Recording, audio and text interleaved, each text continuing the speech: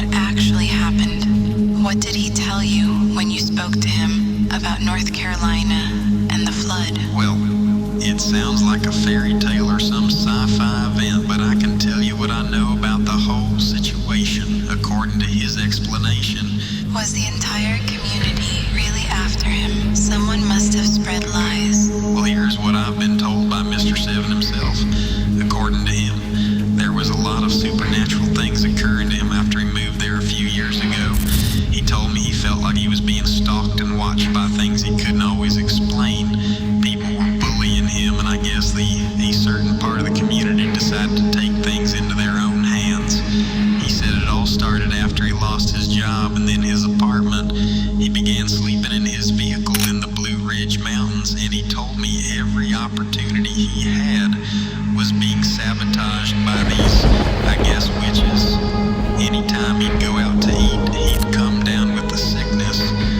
So one night he traveled to the highest peak of the Blue Ridge Mountains and began to speak and cry out to God for help. He said he would cry and pray in the back of his vehicle for over a month while going through a lot of persecution. One night he said God finally answered him through a dream and a night full of stormy weather. The numbers 333 played a significant role in all of this, and I guess he even made a song about it as things began to shift for him. He said he left those mountains, and when he did, God instructed him not to look back. And well, that night is what birthed a lot of things in Mr. Seven. He told me he saw into the future.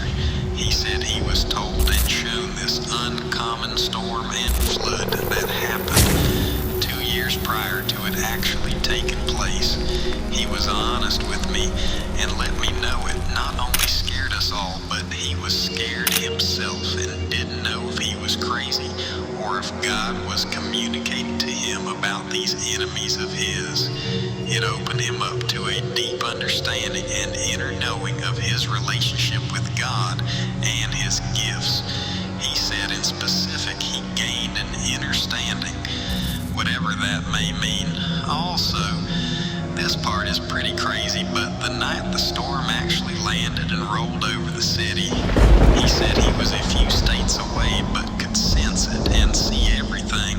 He was recording music that night, a song called Elijah, while he was watching the skies open up from a distance over a place he once called home.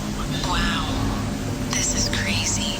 So in the midst of all of this happening, did he tell you if he felt that it happened because of the witchcraft being done to him? I'm sure the community was even more upset once they experienced what they did. But I don't understand how he's to blame for any of it if all he did was pray and ask God for help. Well, they do say evil hates accountability, and it does not like light shining in dark places, especially light that is coming directly from the sky itself. Biltmore Village flooded to more than 24 feet in some areas. When it subsided to chest deep, Faber waded out to safety. The damage from Hurricane Helene in parts of North Carolina was so unprecedented. 8 months later, some places around Asheville still look like a disaster zone. Floodwaters and mud cut off entire communities, but the loss of power and communications left thousands in the dark.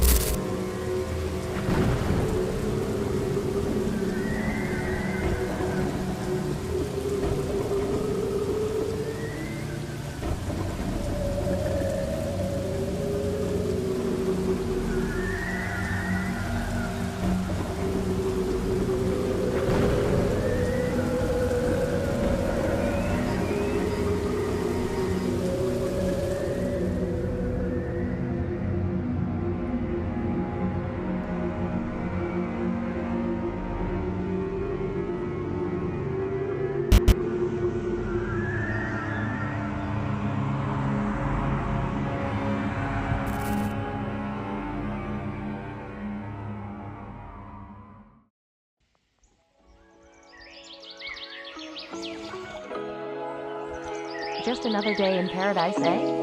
Just justice.